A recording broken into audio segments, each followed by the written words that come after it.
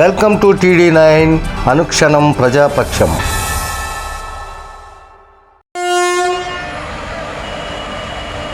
నెల్లూరు నగరంలోని నెల్లూరు హాస్పిటల్ అధినేత doctor G.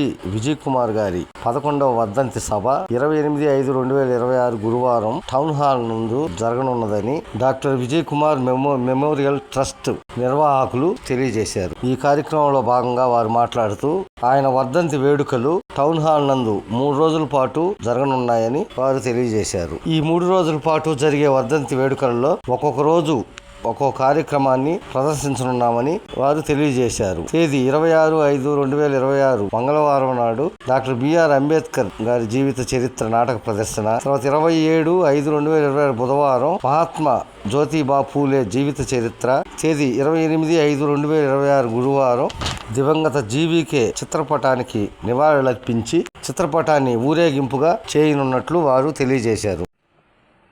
Doctor G. Vijay Kumar memorial trust పక్షాన ఈ పత్రికా సమావేశానికి మిమ్మల్ని అందరినీ ఆహ్వానిస్తున్నాను. ఈరోజు పత్రికా సమావేశం ఏర్పాటు చేసినటువంటి ముఖ్య ఉద్దేశం డాక్టర్ జి. విజయ్ కుమార్ గారి 11వ వర్ధంతి సభని మే నెల 28వ తారీఖున మేము జరగబోతున్నాం. మే నెల 28వ తారీఖున జరగబోయేటువంటి ఈ వర్ధంతి సందర్భంగా ట్రస్ట్ పక్షాన మేము కొన్ని కార్యక్రమాలని రూపొందించాం. ఆ కార్యక్రమ వివరాలు మీ ద్వారా ప్రజలకు తెలియజేయడం అనేటువంటి ప్రెస్ మీట్ యొక్క ఉద్దేశం. మేము ఈ వర్ధంతి కార్యక్రమాల్లో భాగంగా 26వ తారీఖున మే నెల 26వ తారీఖున ఉదయం 10 గంటలకు ఒక సైన్స్ ఎగ్జిబిషన్ని నెల్లూరు టౌన్ హాల్లో ప్రారంభిస్తున్నాం. ఆ సైన్స్ ఎగ్జిబిషన్లో అనేక సైన్స్కి సంబంధించినటువంటి అనేక విషయాలని అందులో పొందుపరుస్తున్నాం. అందులో చార్ట్లు కూడా తయారు చేస్తున్నాం. ఆ రకంగా సైన్స్ ఎగ్జిబిషన్ అవుతుంది. ఆ తర్వాత 6 గంటలకి భారతరత్న డాక్టర్ బాబాసాహెబ్ అంబేద్కర్ గారి జీవిత కథ ఆధారంగా అభ్యుదయ ఆర్ట్స్ అకాడమీ హైదరాబాద్ అనేటువంటి ఒక ప్రసిద్ధమైనటువంటి నాటక సంస్థ వారు డాక్టర్ బాబాసాహెబ్ అంబేద్కర్ జీవిత కథని నాటకంగా ప్రదర్శించబోతున్నారు. అది 6 గంటల నుంచి 2 గంటల పాటు ఉంటుంది. ఆ తర్వాత 27వ తారీఖున మహాత్మా జ్యోతిబా పూలే యొక్క జీవిత కథ ఆధారంగా సత్యశోధన అనేటువంటి ఒక మహత్తరమైనటువంటి నాటకాన్ని వారే అభ్యుదయ ఆర్ట్స్ అకాడమీ వారి చేతనే సాయంత్రం 6 గంటల నుంచి 8 గంటల వరకు ప్రదర్శించడం జరుగుతుంది. ఆ తర్వాత తెల్లవారి 28వ తేదీన ఉదయం మన హాస్పిటల్లోనే విజయ్ కుమార్ మెమోరియల్ హాస్పిటల్లో రక్త సహాయ శిబిరం ఉంటుంది. ఆ రక్త సహాయ శిబిరం తర్వాత డాక్టర్ విజయ్ కుమార్ గారికి నివాళి అర్పించిన తర్వాత మేము 3 గంటలకి విజయ్ కుమార్ అభిమానులు, విజయ్ కుమార్తో పోల్చినటువంటి ఆయన యొక్క సహచరులు, అనేక ప్రజా కళాకారులు అందరితో కలిసి విజయ్ కుమార్ గారి చిత్రపటాన్ని ఊరేగింపుగా నెల్లూరు టౌన్ హాల్ వద్దకు మేము మొత్తం వస్తాము.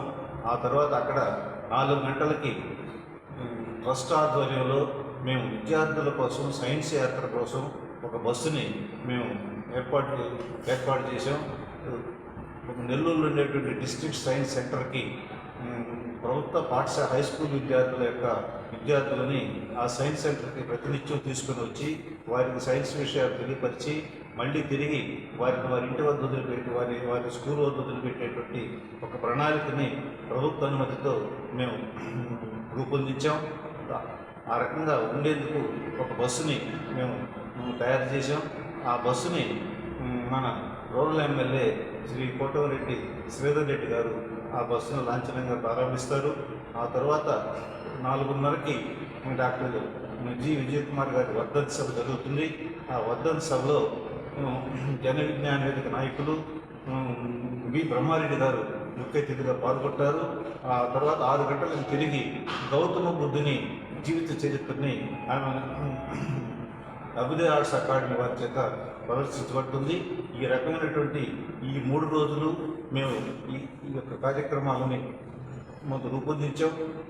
ఈ కార్యక్రమాల గురించి ప్రజలకి తెలియజేసేందుకు ఆ మహనీయుల యొక్క జీవిత యొక్క సారాంశాన్ని ప్రజలకి ఉంచేందుకు ఈ మేము ఈ ప్రయత్నం చేస్తున్నాం. అందువల్ల మేము ప్రజలకు తెలియపరిచేది ఈ కార్యక్రమాల్లో ప్రజలు యుద్ధోధికంగా మొత్తం పాల్గొని విజయ్ కుమార్ మెమోరియల్ హాస్పిటల్ని, విజయ్ కుమార్ మెమోరియల్ మొత్తం ట్రస్ట్ని, ఈ మహనీయుల యొక్క జీవిత సందేశాలని ప్రజలకు తెలియపరచాలని మీ ద్వారా నేను విజ్ఞప్తి చేస్తున్నాను. గౌరవ మున్సిపల్ కమిషనర్ గారు ఓవై నందన్ గారు ప్రారంభిస్తారు.